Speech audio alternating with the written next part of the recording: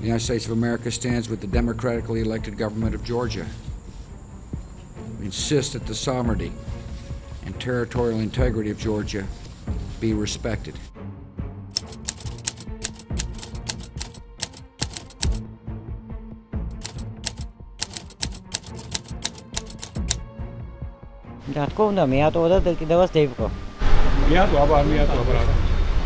Russia has also stated that it has halted military operations and agreed to a provisional ceasefire.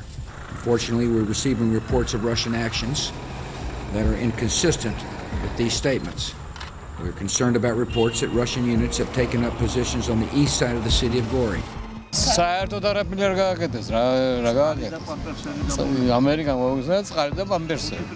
I'm sending Secretary of State Condoleezza Rice to France, where she will confer with President Sarkozy.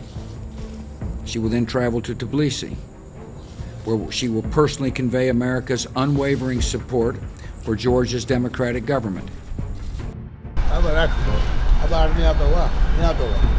also directed Secretary of Defense Bob Gates to begin a humanitarian mission to the people of Georgia headed by the United States military.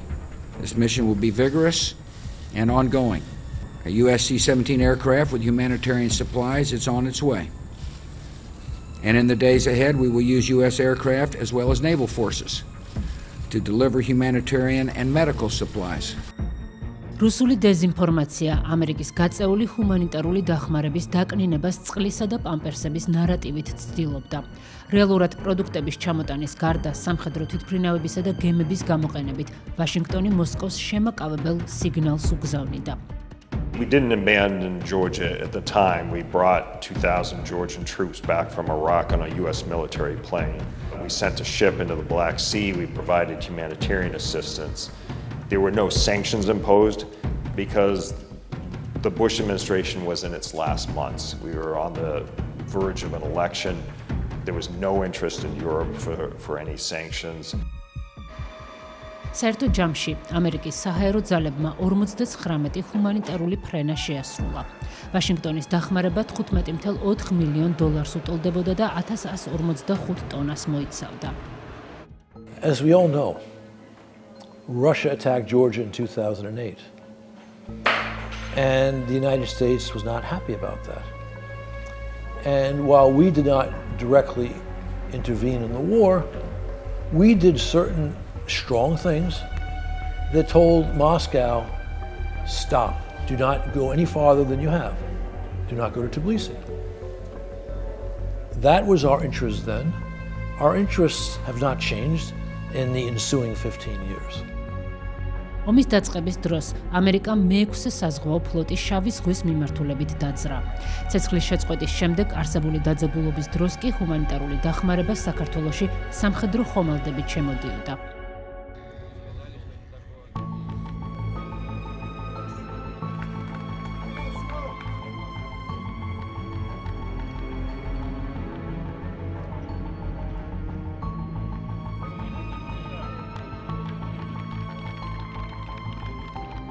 რომარა დასავლეთის პოლიტიკური და სამხედრო მხარდაჭერაც ალბათ მაშინ მოხდებოდა საქართველოს ოკუპაცია.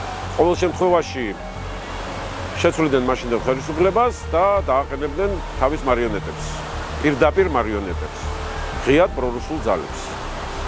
თუმცა უნდა ითქვას, რომ მაინც არ იყო სათანადო რეაქცია, მაინც არ იყო სათანადოდ შეფასებული 2008 წელს თუ რა შეეძლო გაეკეთებია ამ ურჩხულს მომავალში და მაინც არსებობდა ერთგვარი პოლიტკორექტული წყალებში დამოკიდებულება რუსეთის მიმართ. გახსოვთ ალბათ შემდეგ ფევრამეში აისახა ეს არა მარტო პოლიტიკაში, არამედ სპორტშიც ვთქვათ, ოლიმპიადა ჩაატარებიეს, მსოფლიო ჩემპიონატი. ამ თვალსაზრისით, რა თქმა უნდა, საკმარისი რეაქცია არ იყო და შემდგომ რაც უკრაინაში მოხდა, სწორედ ამ არასაკმარისი რეაქციის ბრალიცაა. 90-იანი წლების საქართველოს თვალსაზრისით ჩვენ ესეთი ვითარება გვაქვს. მაშინ რუსეთი გაცილებით უფრო სუსტი იყო, იმიტომ რომ საბჭოთა კავშირი ახალი დაშლილი იყო ამან გამოიწვია ძალიან სერიოზული პოლიტიკური, გეოპოლიტიკური, ეკონომიური შედეგები რუსეთისათვის. ის დასუსტა, ის საკუთარი თავის გადარჩენისთვის იძულებული იყო, ესე იგი, რევერანსები გაეკეთებია დასავლეთისთვის, კერძოდ მოეხდინა მოჩვენებით ინტეგრაცია დასავლურ სტრუქტურებში და დასავლეთიც ეიფორიაში იყო, ასე ვთქვათ, საბჭოთა კავშირის დაშლისგან. ამიტომ აგრესიულობის თვალსაზრისით, ანუ ჯარის პირდაპირ, ასე ვთქვათ, პირდაპირი აგრესიის თვალსაზრისით სხვადასხვა ვითარება იყო. თუმცა ბუნება, შინაგანი ბუნება ერთი და იგივე იყო. დასავლეთის ჩარევას ყოველთვის განაპირობებს ხელისუფლების რეაქცია. ამა თუ იმ მოვლენებს ხელისუფლების შეფასება. სამწუხაროდ მაშინ საქართველოს ხელისუფლებამ 90-იანი წლების აგრესია საქართველოს წინააღმდეგ არ შეაფასა როგორც რუსეთის აგრესია და რაც მთავარია იმის შემდგომი მოვლენები არ შეაფასა როგორც რუსეთის მიერ მოწყობილი გენოციდი. ეს არის ორმხრივი პროცესი, ერთ მხრივ არსებობს ცივილიზებული სამყარო, რომელსაც კარგად ესმის შენი პრობლემები, მაგრამ მეორეს მხრივ უნდა იყო აქტიური ამ დასავლური სამყაროს მიმართ და სწორად სვამდე პრობლემებს. მტერს უნდა უწოდო მტერი, მოყვარეს მოყვარე. ჩემი აზრით უფრო მეტის გაკეთება შეეძლო ევროპასაც და ამერიკასაც. თუმცა იმასაც ვხვდები, რატომ ვერ გააკეთეს უფრო მეტი. ჩემი მოსაზრებით, უკრაინის ომში უფრო მეტი მხარდაჭერა გამოვლინდა ყველას მიერ, ვიდრე რუსეთ-საქართველოს ომში. როგორც უკრაინაზე აწყდა ერთი დიდი ამბავი აჟიოტაჟი, ისე რომ მომხდარიყო ჩვენზეც, მაშინ სულ სხვანაირად იქნება. დასავლეთში თავადვე აღიარებენ, რომ 2008 წელს საქართველოს მეტად უნდა დახმარებოდნენ, თუმცა მოქმედებას იმ დროს არსებული გეოპოლიტიკა ართულებდა. ამას გარდა ექსპერტები უარყოფითად აფასებენ ბარაკ ობამას ადმინისტრაციის გადატვირთვის პოლიტიკას. I think that the West helped stop that invasion. It wasn't perfect. I wish we had done more, but we did put destroyers in the Black Sea. We brought Georgian troops home from Iraq to help defend the country here. We got the Russian forces to pull back away from Tbilisi and back to where they are now. We had a concerted diplomatic effort with the European Union to negotiate a ceasefire, which took hold after a week or so. So we did a lot to get it to stop. We didn't do as much as we should have. And then after a few months, we did this whole reset policy, which was a nightmare. Indeed, I firmly believe that America's most significant national security interests and priorities could be advanced most effectively through cooperation, not an adversarial relationship with Russia. That's why I committed to resetting the relationship between our two nations. In the days and weeks in the run-up to the war, I'm trying to head it off. I was in touch with Condoleezza Rice. She was trying to head off the war, but the fact is, we only sort of saw it coming. We were worried about the war, I was worried about the war, but not sufficiently. We weren't convinced enough that there would be a war to act as strongly as we should have, and I regret that. I was one of the hawks, I was one of the people warning about the war, but there were many others who thought I was being alarmist. And the US government as a whole was worried but not worried enough. And so we didn't do everything we might have done. Condoleezza Rice went to Tbilisi in July, so she understood the danger, but the alarm level should have been at a 10, and maybe it was at a 6. And that difference turned out to be a problem. In the end, of course, let's be clear. Putin was going to go to war no matter what we did and no matter what Georgia did. План был подготовлен Генеральным штабом где-то в конце 2006 или в начале 2007 года. Он был мной утвержден, согласован. Более того, в рамках этого плана проводилась и подготовка юго-осетинских ополченцев. We know this because he went to war with Ukraine without even pretending that there was a provocation. So much for the ridiculous theory that Saakashvili started the war. No, ridiculous. Putin started the war, he wanted the war. In the end, although the United States did not do everything we could have and should have, the war would have come anyway, I am convinced, and I'm convinced because we saw what Putin has done in Ukraine. Put yourself in the actual position. Europe was divided. The United States had an election and a new president. There was no way that we were going to put sanctions on Russia. Europe wouldn't have joined us in those sanctions. And the Obama people wanted to try to stabilize things with Russia.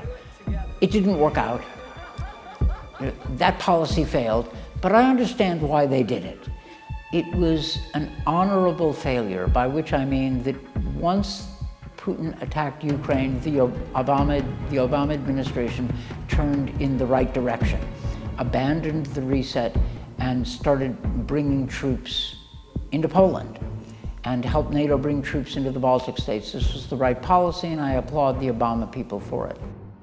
Where I think the criticism is valid is that the Obama administration came in January of 2009 and launched its reset policy. And that essentially was sweeping what the Russians did to Georgia in August, just a few months before, under the rug. And the Obama administration took a very Russo-centric approach toward policy. So I think we did as much as we could. The war was only 5 days, but I think it blames the wrong side to say that we didn't do enough. I understand that people think that we should have done more, but again, you have to understand the circumstances. I suppose there are things we could do, we could have done then, but under the circumstances, it's easier to say that in theory than it was to implement them in practice.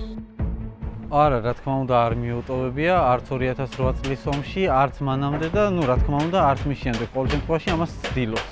არასოდეს არ შეუტოვებია. დასავლეთი რო არ იყოს, ჩვენ რაგამდე ფიერი მოგდებოდა. 19 გემი შემოვიდა ამერიკის და პუტინმა დაფთქვა და გეიქცა და შეტოვებულია.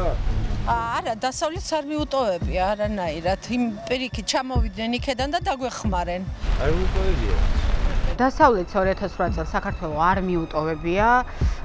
ჯერ მარტო იქიდან დავიწყოთ, რომ მიეტოვებინა ხუთი პრეზიდენტი არ ჩამოვიდოდა, რუსთაველზე არ გამოვიდოდნენ და ქართულ ხალხს მხარდაჭერას არ გამოუცხადებდნენ. მე მგონი არა. რამდენიმე პრეზიდენტი ჩამოვიდა და გვერდში დადგა ქართული ხალხის გვერდით და ჩემი აზრით არა.